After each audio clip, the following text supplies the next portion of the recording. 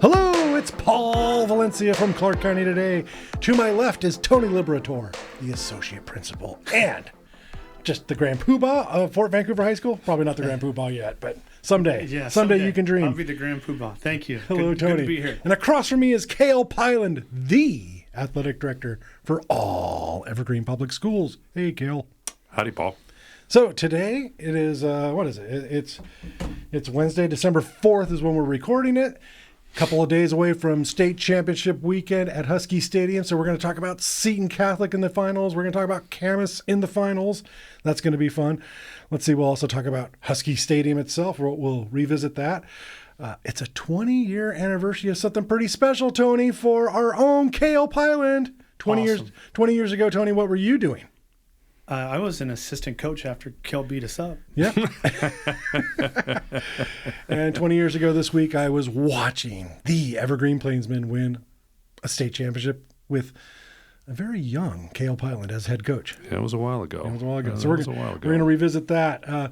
Football Under Attack Part 3. We're going to get to that. It's not really under attack on this one, but we'll get to it a little bit. Clarify some. We're going to talk a little changes and potential changes in WIA transfer rules or eligibility rules, things like that. We'll touch base barely on winter sports season starting, and we'll talk a little NFL and how Black Friday was not black enough for me as a Raider fan. So, but let's start with, well, it's championship week, and as we predicted back in August.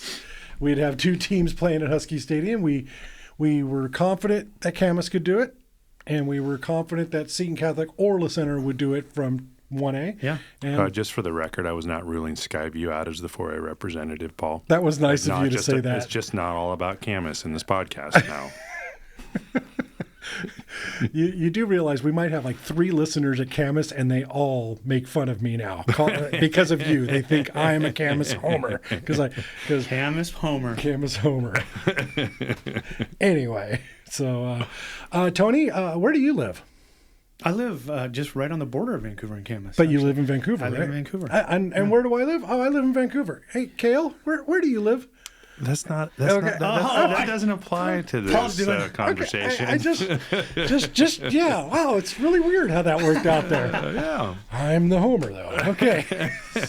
Anyway, so speaking of the hometown 4A favorites, it's the Camas Papermakers playing Sumner at Husky Stadium, 7 p.m. on Saturday, and wow, it's gonna be a blast. The seating committee 1 versus 2, but the 4A, that's got to be so hard to seat it, and it worked out. They did it right, but the 4A, there's so many good teams. I mean, Sumner needed 3 overtimes last week to win in the semis. Yeah. Camas was down 13 in the fourth quarter in the semis. I just love the 4A because anybody could have won, and now it's down to 1 versus 2. Your thoughts? We'll go with Cale first. On specifically Camas Sumner? It's Camas Sumner. Yeah, I think it's going to be a heck of a battle. Sumner obviously is a quality team. There's some common opponents there with both having played Skyview and been victorious. And then other common opponents, because Sumner also beat Westland, correct? Yeah. Or lost to Westland. Lost to Westland in a close game, right? And Skyview had played Westland in not so close of a game. Not so close of a game. So Sumner's obviously a very, very good football team, but so are the Camas Papermakers. Right, Tony, your thoughts? Yeah, is it the math term tangential properties? Is that what we're? I mean, just what? No, like when we compare opponents. Yes. Because I think I hate to say it, I think Camas is in a little bit of trouble. You think Camas is in trouble? I a little bit. Okay. I would not be surprised if. But that's all a 4A. That's what I've been saying. You're right, but I wouldn't have been surprised if Arlington, the 8th seed, had beat number 1 Camas, just because the 4A's got 8 to 10 really, really good football teams. Here's what I will say about Camas in this game, because last Saturday, Camas was in trouble.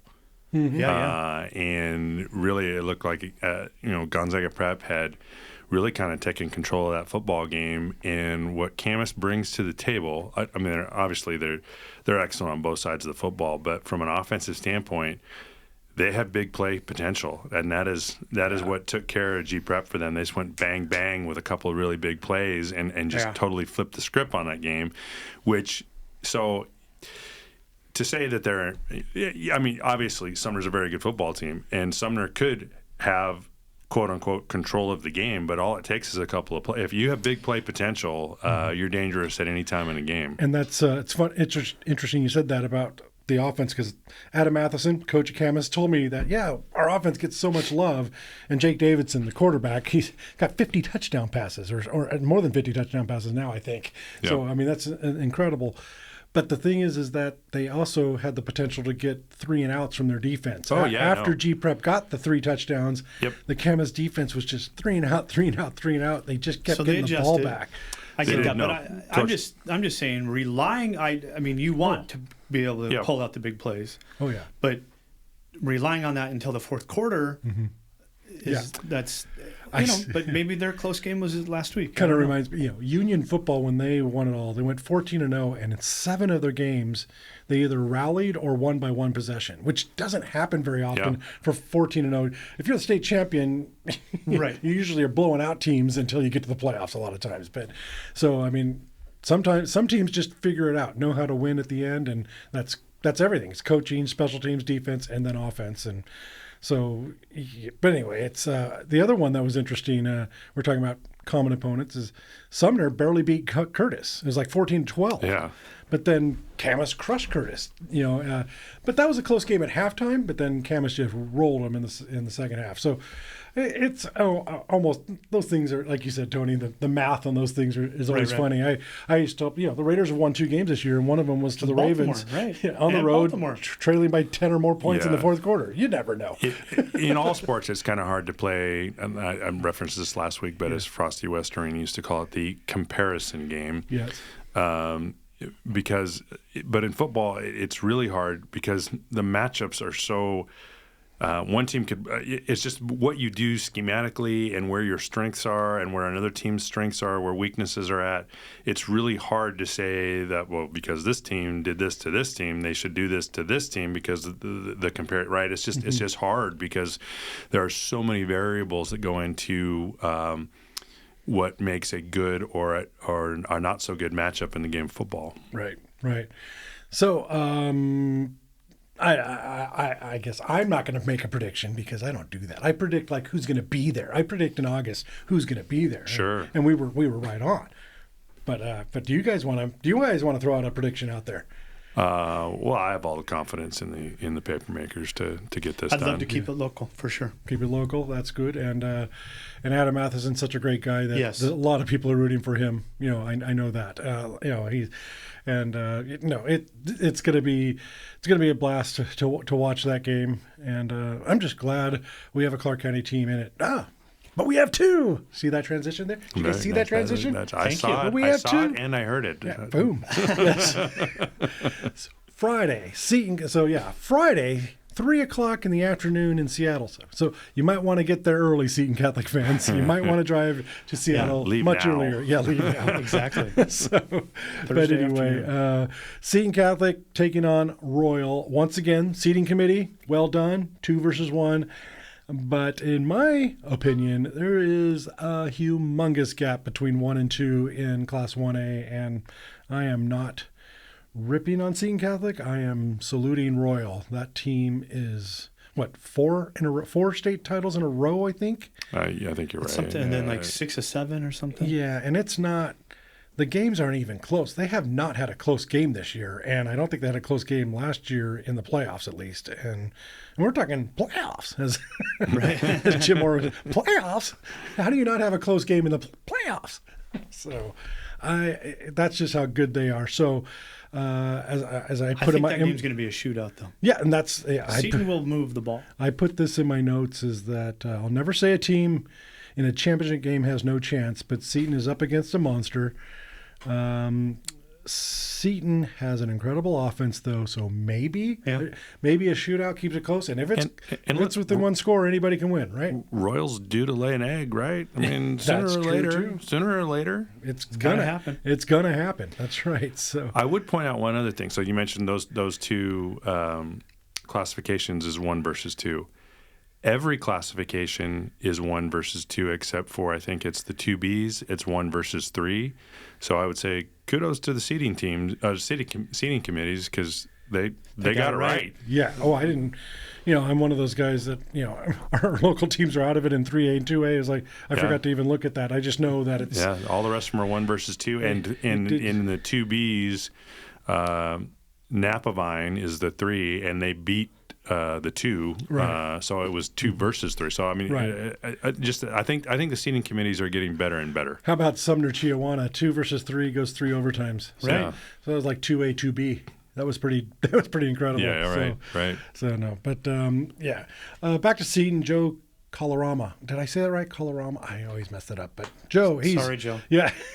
He's like a Swiss Army knife. Swiss Army knife. He can do all kinds of things, and I've seen it when he lines up in the quarterback position or wildcat or whatever they call it at Seton Catholic. I don't know I guess it could be still wildcat. Yeah, it's a wildcat. Yeah. He just the matchups he presents. It's a challenge for the defense. They have so many great skilled position players at Seton too. So anyway, there's a chance. I mean, I'm sorry, if you make it to the championship game, there's got to be a chance. But if there's pretty much only the Seton Catholic community believes they can win this game. Is that accurate around the state?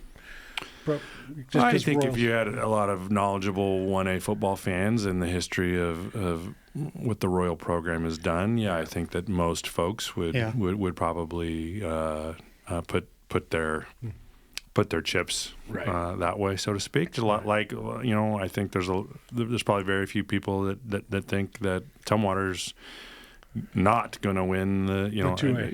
The Tumwaters. I mean, they're a prohibitive favorite as well. So. Yeah, they won by 40 in the semis. Yeah, I saw they scored 70 points in the quarters or something like that. So, holy cow! So, but hey, I'm old enough to remember that Southwest Washington wasn't known as state championship times. And, Ridgefield did it in 95, I think it was. 1995, They did the small school championship. Mm-hmm. But no big school had ever won a state championship until our own Cale Pyland figured it out.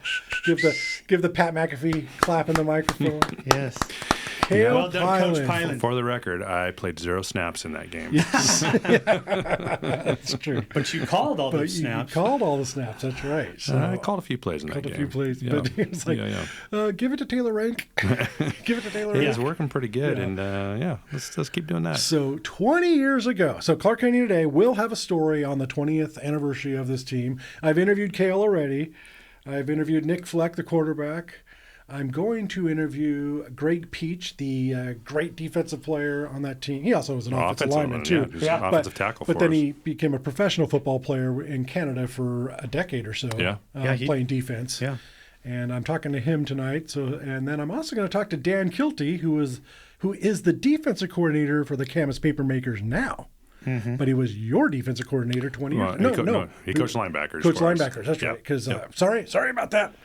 Who's your DC? Ken Frisch. Ken was your was DC. the only defensive coordinator I ever had. Yep, that's right. And now Ken is a league champion this year with Evergreen. Correct. So, all these full circle moments. But anyway, I just think it's really cool that Cale's still with us all these years later. All the stress from that, I just thought would I know I probably have a full head of hair right now if that hadn't happened. But Cale, we've already discussed it a little bit about it, but what did it mean to be the first big school team from Clark County to win a state title? It was a hurdle to get over. I mean, just mentally. I think, and I would hope, and it was for the region to believe that we could win a state title from down here in the big school classification, because there was a long time that large school football down here was not respected around the state. It was just flat out. If you drew the Greater St. Helens League from anywhere else around, you were excited about that because you felt that was going to be a favorable matchup for you. Wow. And so we had really worked, and there were other programs in the area. Mike Woodward was at Mountain View, and they had played in the semifinals. We had played in the semifinal the year before. The 2 years previous to that, they had played in the semifinals. Coach O'Rourke and what you guys had done at River, you had made it to the semis. In fact, that's why we ended up playing that game that year, because we had both been semifinal teams the year before. I'm going to interrupt real quick because I think sometimes, it happens to me, we've known each other for so many years. I'm not even sure if we said to our audience, it was the Evergreen 2004 team we're talking about. Yeah. So I think we might have skipped it over. Yet. So Evergreen Plainsmen 2004 state champions, Cale Pilon was the coach back then. Okay, back to this. So and it just was cool. There was so much excitement in the community around that team, and I can remember. I still remember us pulling, because we played. Normally, the 4A game is a 7:00 game, but we had played that day. I think it was a 4 o'clock? I think it was 4, but I got my memories too. It was an afternoon kickoff because we had the WA still at that time was broadcasting the games on Root Sports, and the Sonics were still around in 2004, and the Sonics had a game that night. So if they wanted to get the 4A game on TV, we had to go earlier. Yes. And so I still remember. So we got back to Evergreen. It was probably 8:30 when we pulled into the parking lot, and the amount of people who were in the parking lot and alumni who were in the parking lot, it was a really, really cool scene. Yeah. Tony, do you remember this championship run? Absolutely, I do, and I think I like how Kel set that up. And you were an assistant coach with Columbia River at the time. Assistant coach for River, and that was, I can't remember exactly, but we had gone down to 3A at that point. But the big thing was we had a lot of returning kids, and now I'm talking 05 now, right? And we ended up playing, but Evergreen beat us up pretty good.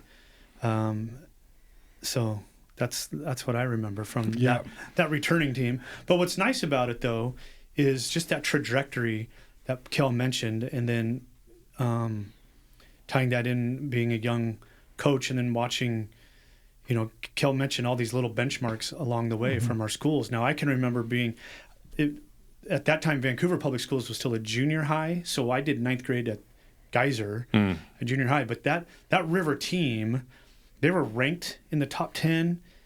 This would have been like fall 85, fall 86, right in there. And they had, and I'd have to go back and check, four or five D1 kids. And they lost in week 10 at Kiggins. And it was like 10-7 or something. But just to go along with hey, if that was a River team that they got the home game and they still couldn't get out of state. And just, even with all these, and those kids that went to WCU, Norvell, and, it was Kirkland was on that team at UW. And so just those types of things. And we just could never get it. The county could never get over that hump, the GSHL teams. And then, Evergreen in 95. Evergreen, right? Made the semis. Well, and I was going to say not only Evergreen in football, but then in Evergreen in hoops. Yes. That was a big milestone for the county, for big schools. And then as long as and again, you can chart it. And, obviously the county has grown immensely. All the high schools, and everybody was 4A for the most part. I mean, La Center and Richfield still had high schools, but the big schools were all 4A. And just the competitiveness of that league when I started coaching, it's unbelievable. Yeah. So since 2004, of course, we've had in 3A and 4A, we've had Union make the finals once as a 3A, and then they won it as a 4A program. And Camas has won twice and been to the championship game one other time, and now they're in a championship game this week. And then Skyview's made it to the finals, I think, once. And one time. Maybe three semifinal appearances. I think it was, yeah. So it was a big deal. The Evergreen Plainsmen changed it all, Cale. So somebody had to do it. Sooner or later it was going to happen. So I'll give you my journalist. I'm not going to go into the play-by-play, although it's weird. I remember the state championship game. You were down 14-0 at halftime, and every player then, every player when I talked to him at the 10-year reunion, and then when I talked to Nick Fleck, they reminded me that at halftime, it was the most confident team ever, down 14-0. They really felt, we're going to kill this team in the second half, and you guys did it. And I know you wouldn't say those words, but no, but yeah, I mean, there've been some things, and we had some very interesting roughing the snapper calls that had taken place. I remember that, yeah. And so that created some weirdness. Roughing the snapper. Yeah, it was just some bizarre Head stuff. down and all that stuff that you never got called on all year. And No, you got called on in the championship game. And we didn't change anything we were doing on our field goal block stuff. So that was odd, but. I think it was safe to say, because we felt very confident at halftime. We were controlling the line of scrimmage, and once we knew that we were very confident we were going to have a successful second half. Right. So then I think you passed the ball one time in the second half because Taylor Rank behind the offensive line was just could not be stopped. Yep. So you won 28-14. So you won 28-0 in the second half of that game. But I also remember. Well, technically there wasn't a pass attempt. Because they called pass interference, and so it was a penalty. You called one pass. We ran a play action pass, and Nick threw to our tight end Chad Nutter, and they tackled him a few seconds early, and so technically there wasn't a pass. That's incredible.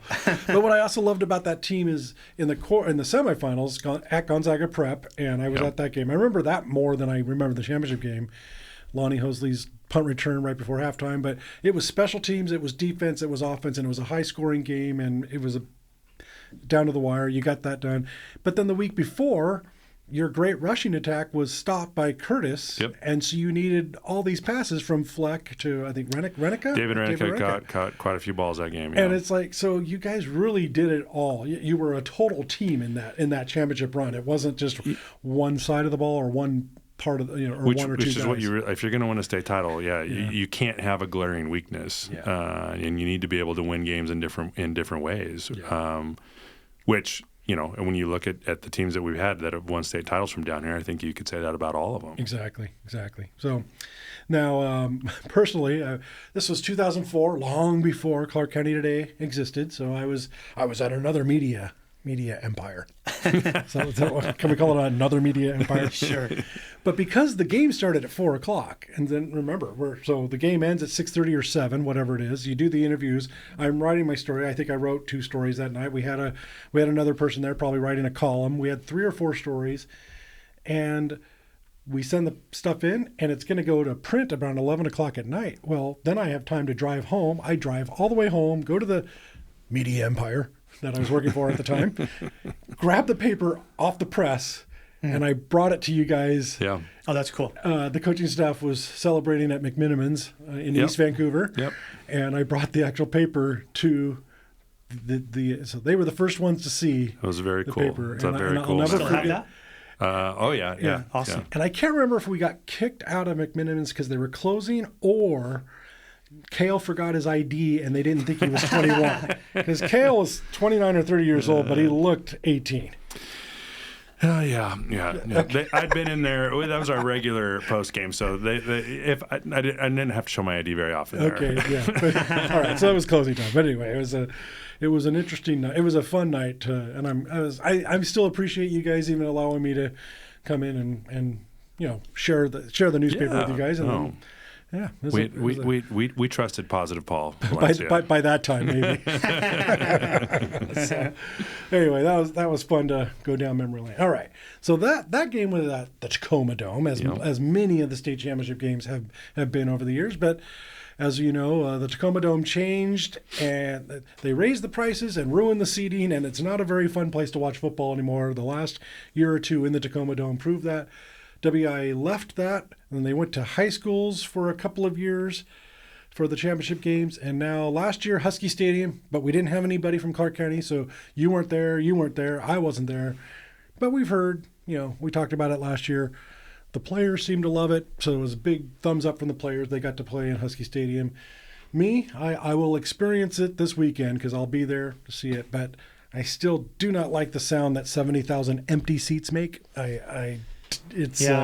I mean, you could draw a good high school crowd and it'll look like 500. Yeah. So but I must acknowledge, like I did earlier in this podcast, that hey, we do this for the athletes. We don't do this for the media or the fans. Right.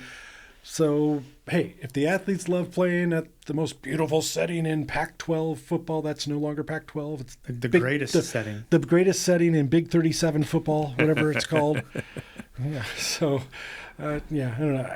Hey, good for them. So, but yeah, your thoughts on Husky Stadium, even though you weren't coaching there or anything like that, Cale and Tony. Yeah, I mean, obviously, you hit the nail on the head. It's a great experience for the kids. I mean, that's really what it comes down to. But I would say, the semifinal game that we hosted the games we hosted, but the Camas G-Prep game, the home side of the stadium, and I mean, G-Prep. Phil did a pretty good job coming all the way from Spokane and trying to fill. That's a 6-hour drive, so good for them. Yeah. The visitor side, but I mean it was wall to wall on the home side, and just the sound of the game. It felt like a very big high school football game, right. And so I do understand your point about putting it in a high school environment, but. I think if you ask any kid, would you rather play that game at McKenzie Stadium or in Husky Stadium? You're not going to get anybody that's going to say McKenzie. I know, but McKenzie is special when the crowd goes nuts. It's pretty loud. So the two semifinal games for Seton and Camas were both at McKenzie, in case anyone didn't know that. So, and even the late game, which is 1A schools, so they're going to be smaller crowds, but the Montesano crowd, they packed the visiting side. They traveled very well. So that was a fun atmosphere too. Tony, your thoughts on high school stadiums versus Husky? With Husky Stadium, you don't have to worry about parking. I mean, they host 6 games a year for 70,000 people. Yeah. So I mean, just those other game day logistics, all that stuff.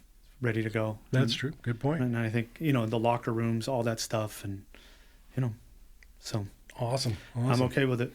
All right. Now we're going to transition to football under attack part 3. It's not really under attack, but if you've been following this podcast, music for that. Yeah. Dun, dun, dun.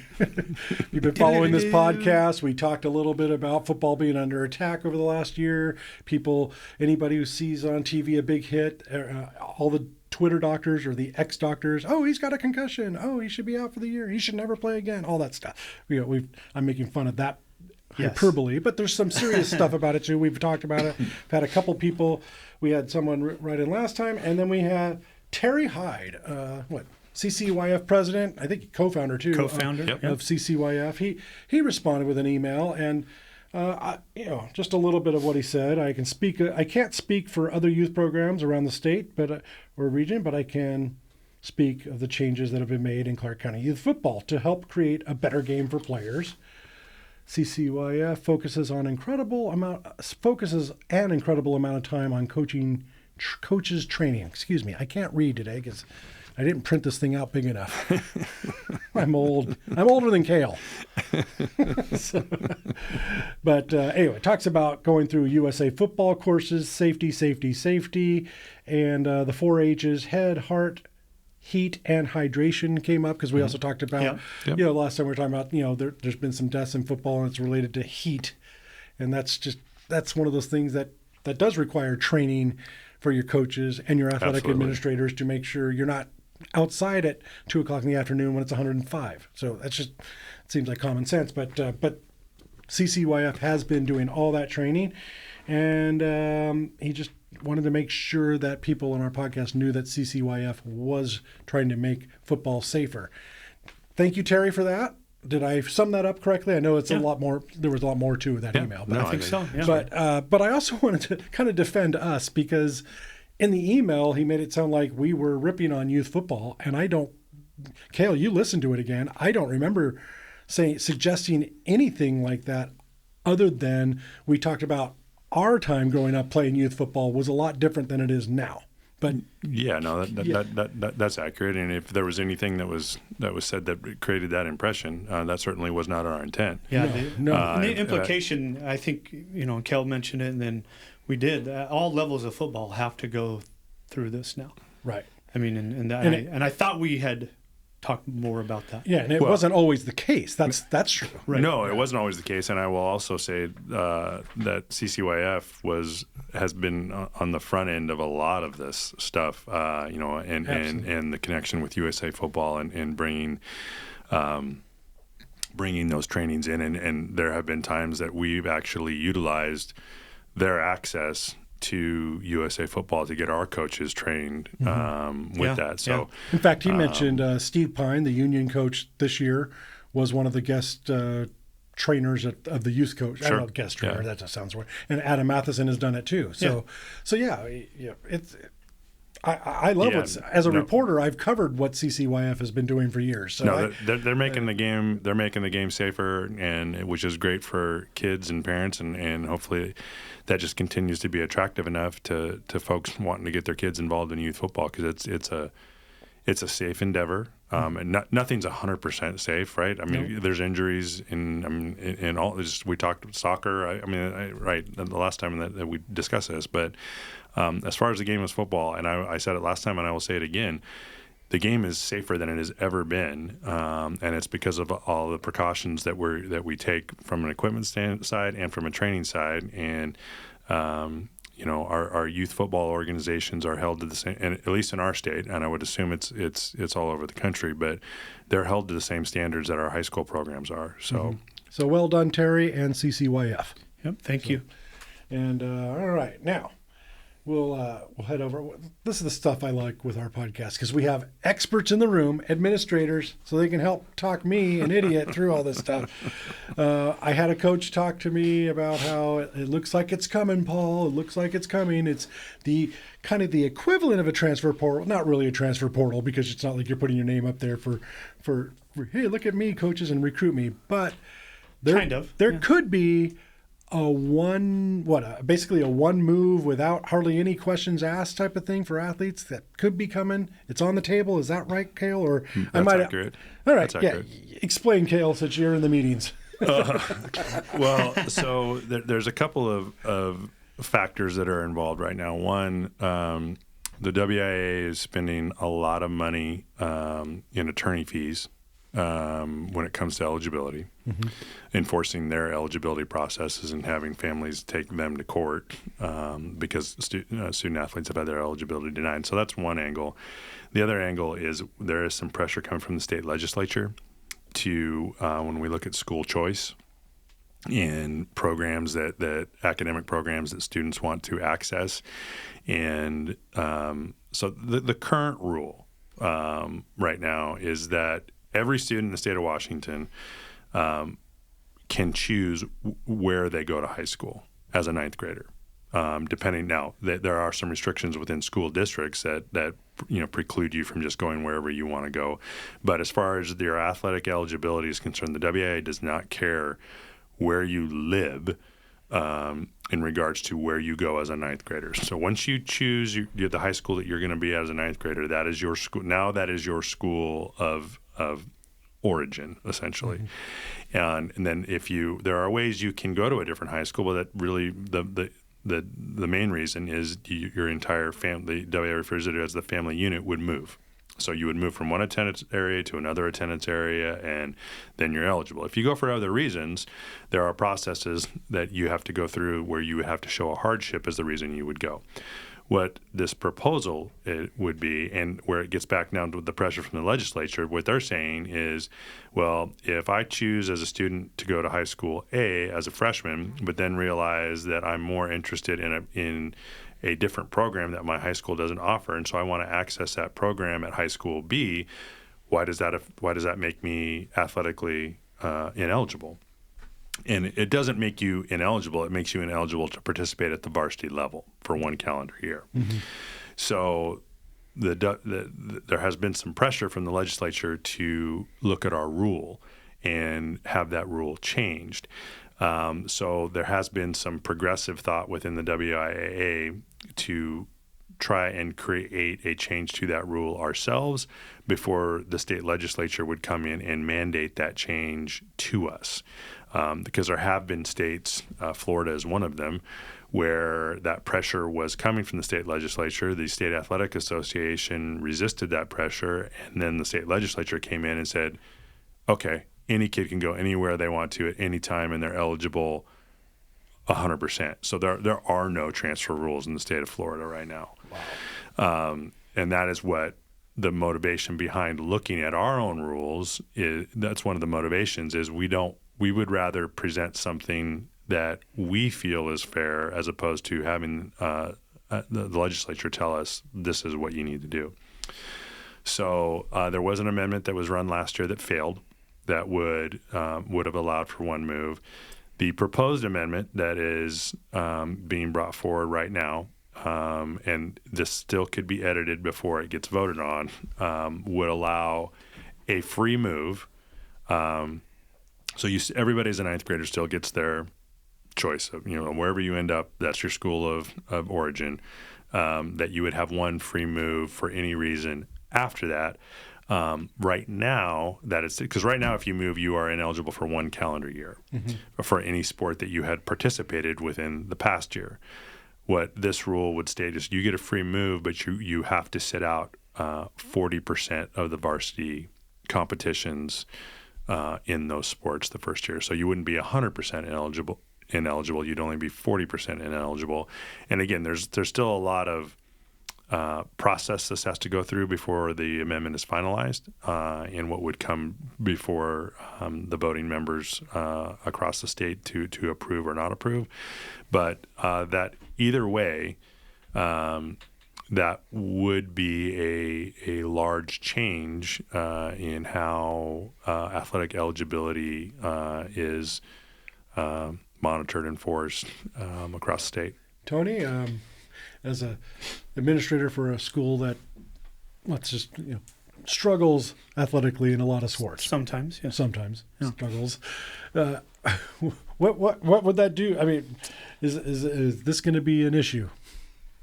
No, I don't think it would be for Fort. Yeah. But I think I like what Kel said in regards to wanting the schools and the association to have a control over it. I think that's the important thing, because I as a former AD and a current high school administrator, I would be worried about the wild west stuff. Yeah, I think 100%. I think that's, and I do think that's what the bill would be. Would just like like your public school, it's public money. You can go where you want, and I think the schools need to start looking at that. But remember, to me, everything that happens in college eventually happens in high school.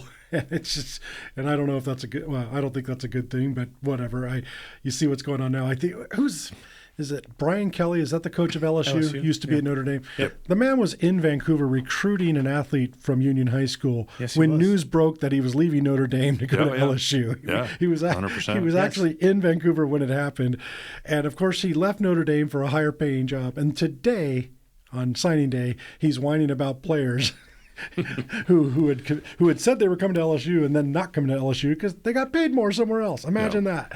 And I know we're not really there yet at high school where we're paying athletes, but we do know in this state that name, likeness, image is okay to do. Yeah, no, it's legal, I know of one athlete in Clark County who does have NLI, and I'm not going to name the athlete just now, but because I might be doing a story on it later. But I mean, it's the beginning. But couldn't it? In theory, yes. Couldn't a booster from one school that has you could have a booster from high school A, and hey, we got a great team coming back, but man, we do not have a quarterback, but there's this great, so let's just say it's the same situation that we see with a lot of colleges, right? So say that's a 4A school, and they're a perennial state playoff contender or state championship contender, but he knows down the street at the 1A school, they got a heck of a quarterback. So, and he's got his free jump left. Let's get him to come on over, and as part of that, we're going to write you a check for this, or we're going to buy you a new car, so you can get yourself to, Just wave and say, I got my car at such and such dealership. Yep, and right, yes, or whatever. yes. On Just don't social wear your media. school jersey. Yeah, just don't wear your school jersey when you do it. Yeah, that's the rule. Now, but here is the rub with that, because there still are rules against recruiting. Yes. And so recruiting is still going to be illegal even if this passes. Now, the hard part is enforcing that and proving it. Mm-hmm. But so theoretically, that would still be an issue, and how the state navigated that, I don't know. Yeah, if we were on camera right now, they would all see me laughing at Kale. We say, "Oh yeah, there'll be no recruiting." Yeah. I can't believe there's gambling in this establishment. No way. No shirt, no shoes, no dice. It definitely would change the perception, though, of what. Of that, and what the enforcement would need to be around the state. Exactly. So yeah. Anyway, as you can probably tell in my voice, old man Paul yelling at the cloud, going, "I'm not sure I like where this is going, but hey, it's." And we've talked about this in here before. It's just that kind of stuff is just, it's unfortunate, because if you're a Division I athlete, They will find you. It doesn't matter which high school you play at. Mm-hmm. You're a Division I athlete. They're in the business of winning football games at the Division I level. They're going to find you. Yep. I have a teammate who played in the NFL for 9 years from David Douglas High School, and we never won a league title, and I think we made it to the second round of state. That was it. We were never a football powerhouse.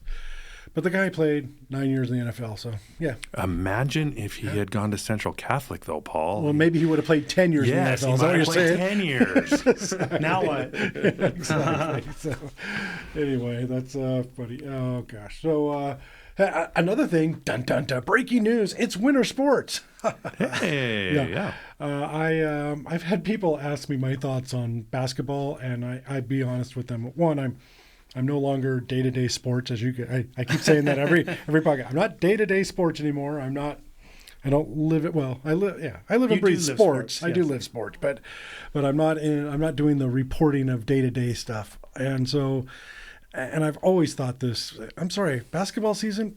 I respect you, but no, it's still football season. Until football season's over, I don't care. Is that the Super Bowl?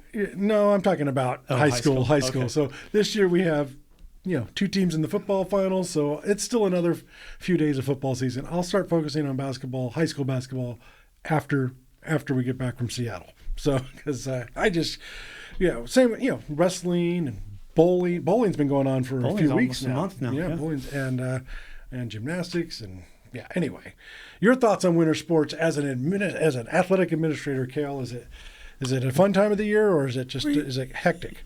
Well, it just depends on what your role is. In my role, yeah, because I can pick and choose the games I go to and and whatnot. I will tell, as a building athletic director, and yes. Tony will be able to speak to this too. It's a stinking grind, man, because first of all, it's long, and second of all, it feels like there's something going on in your gym every night. Boys game or a girls game or wrestling. Yep. Yes. Yep. So, yeah, and I think that's what I was going to say is every game's inside. Yep. Right? Mm-hmm. I guess we don't bowl that on campus, but every game is inside. And, so even with 3 levels of teams, right? I mean, that's 60 home games. Yeah. Between the boys and the girls. And I mean, that's a lot of workers and a lot of, just moving parts. And, mm-hmm. I work with the athletic director. I help with the facility stuff and just making sure everything's ready. And that's well. And we had in EPS last year we had 4 new first-year athletic directors, yes. And I remember checking. I just kept checking like January. I'm just checking in with you. How you doing? And there's a light at the end of the tunnel. You will get through this season because the spring is the best. Yeah, spring is awesome. Spring is the best.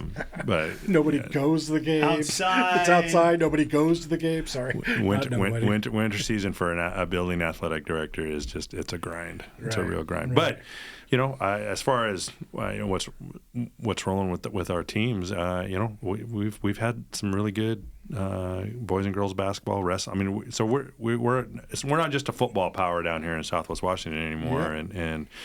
Shout out Camas girls basketball state champions. That's right. I knew you. Of course you would, Paul. Of course you would want to point that out. Kale's hometown school. Kale lives within the boundary. I do.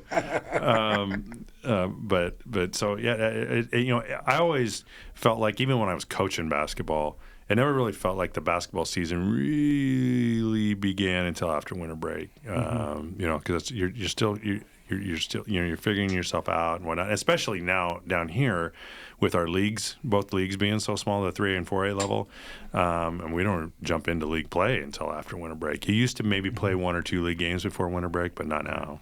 Somebody asked me last week, does Seton Catholic basketball, the boys basketball, if they have a couple of guys who play football, do they just cancel their games right now? I said, no, they would just call up JV guys.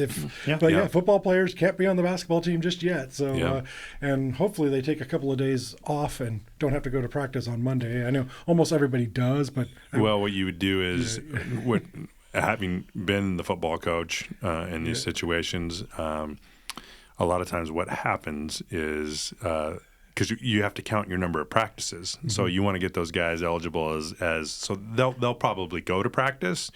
But I would imagine it'll just be a lot of shooting on the side, and you're not going to go jump right into the middle of a basketball practice right after that. Got it. But to Seton Catholic and Camas basketball players who play football, well done. That's going to be pretty. It's going to be. That's the best grind. time of year. That is a grind. All right, NFL talk. We'll start with the Seahawks. The first place Seahawks. Kale Pilan, what do you think of that? Well, I never doubted it. Have you bought your playoff tickets yet? As division champions, they get a home game. Messages. No, yes. I don't believe so. I don't know this team.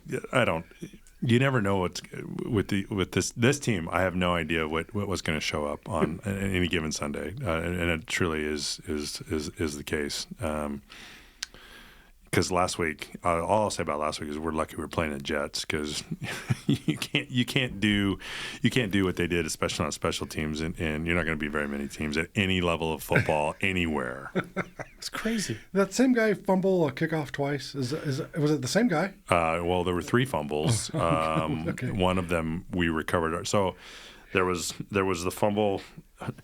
There was a fumble that we lost that resulted in a touchdown, and then there was a fumble that the returner recovered that we got the ball to start our own 12, and then there was another fumble by the same guy who had fumbled the second one, which looked like it was going to lead. It was going to be 28-7, and then Aaron Rodgers decided to throw the ball to Leonard Williams, and then the big fella went 93 yards or whatever for a touchdown. And the play before that, didn't Aaron Rodgers miss a wide open guy for a touchdown? Yes, so that was 2 bad passes for Aaron Rodgers. He did, but Mike McDonald, he didn't shown. I mean, we've gotten rid of both our starting inside linebackers from the beginning. The gentleman, week 1.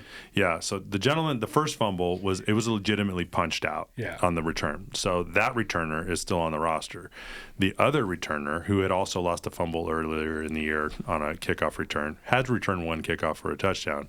But both of his fumbles were just like the ghost knocked it out of his body, right? NFL films, bloopers. Yeah, and so he is no longer a Seattle Seahawk. All right. Well, I'm maybe a future Raider, Tony. Probably. You might be on the practice squad now. Exactly. Gosh. Well, my Raiders, they invent ways to lose. They had a chance to beat the Chiefs, and then they snapped the ball when the quarterback wasn't ready. That happened multiple times in that game. Well, yeah, but only. Do you know why that happened, Paul? Oh, please tell me. Well, I know you have a hatred for a certain university football program, and your center just happens to be from that school. Yeah, wasn't he a transfer though? He chose wisely I can't remember. Did he go to Oregon his whole 4 years? I don't know. He was their center last year. Yeah, though. I know. But so he brought. I'm just looking at it through your lens. But he probably learned to play football somewhere else, and then maybe. Kind of like if Bo Nix is awesome, then it's because of his Auburn days Auburn days, right? Okay. Yeah. It's not because of. I just was blaming your center problems on the University of Oregon for you. That's where I was trying to go with that for you. Hey, we already talked about high schools and NILs or NLIs or whatever, and schools being able to just buy championships, and that might be the case right now.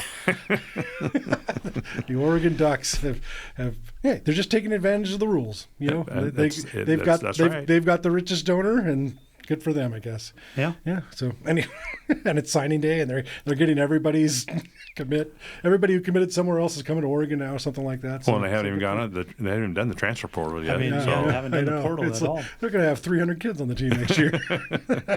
So, I still remember, The Onion wrote that once. The New York Yankees have signed every major league player. Right.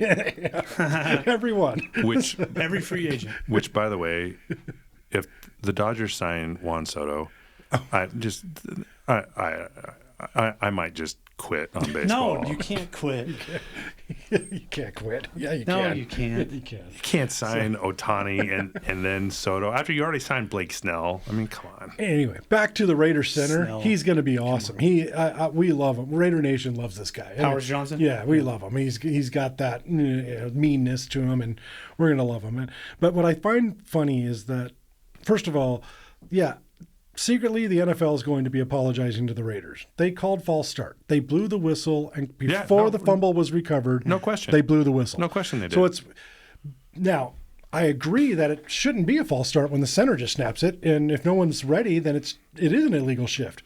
But once you blow the whistle, it's either an inadvertent whistle or it's a false start. Either way, the Raiders should have the ball, either replay the down or a 5-yard penalty, and they still have the ball.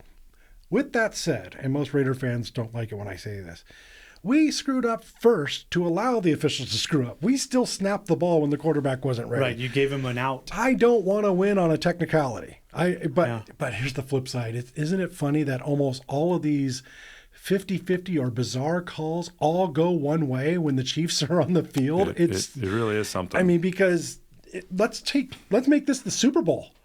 Yeah. No one cares because it was 10-1 Kansas City versus 2-9 the Raiders. The game didn't matter other than to Raider fans and Kansas City fans. But if this was the Super Bowl and that happened, can you imagine? If you were a Seahawks, have the ball. And the whistle is blown. Well, there was a Super Bowl that the Seahawks played in against the Pittsburgh Steelers, and there were multiple calls. Right. You want to get it.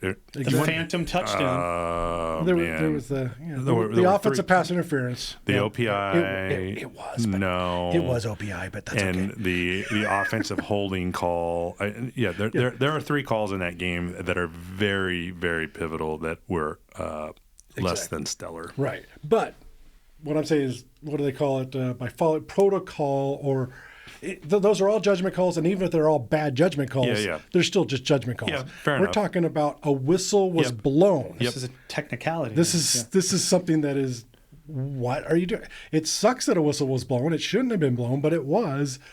It would have been national news. 100%. And it was kind of national news because it was the only game on Black Friday, but it was over with by Sunday. No one cared anymore. Again, because it's a 2-9 Raiders. But as a Raider fan, I don't want to win on a technicality. We screwed up. We played a hell of a game, and that's something that, as a fan, I went to the previous week's game against the Broncos. I'm a fan of how Antonio Pierce still has the Raiders playing hard in all these games that mean nothing. Yeah. And so I don't know if he's going to survive. I don't know if he's going to be a one-and-done coach. But I do love that the players still play hard, because I always hate it when people say players tank. Yeah. Players never tank in the NFL. Never. Teams do. Yeah. Organizations might. But not the players on the field. Sometimes players get disinterested. Oh, absolutely, and that happened to the Giants when they benched Daniel Jones because of an injury thing. Players can get disinterested. I'm not saying that, but the Raiders have been playing hard the last couple of weeks, even though they're still terrible. So as a fan, I respect it. Your tight end's not terrible. No, gosh, he's great. He's amazing. So anyway. What else is going on? I guess it's happy holidays. I hope you guys have a good Thanksgiving. Yes, thank you. It was great. Yeah, it was awesome. Great. Yeah, and we do the stress-free Thanksgiving. We go to a restaurant. Yeah, that's excellent. Nobody cooks in my house, and we don't go to any place where they're cooking, because it always seems like somebody gets mad about something and somebody forgot something. It's like, No, it doesn't happen over my house. Yeah, we just perfect. go to a restaurant and we overtip, always overtip Thanksgiving and Christmas. Because thank you for those people who are serving. We went to the AC, it's called the AC Marriott on the waterfront. Oh, yeah. okay. Yeah, yeah. And so, they are not paying me to say this, but thank you is a great dinner and great service, but always overtip when it's in the holidays. You didn't go to In-N-Out. I did not go to In-N-Out. Went to In-N-Out the week before. But anyway, anything you want to say, Tony, as we wrap this one up? Good luck to Seton and Camas. All right, Yeah, Kale? yeah. Spring couple state titles home. That would be awesome. And best of luck, Camas. Best of luck, Seton Catholic. And we'll talk to you next time.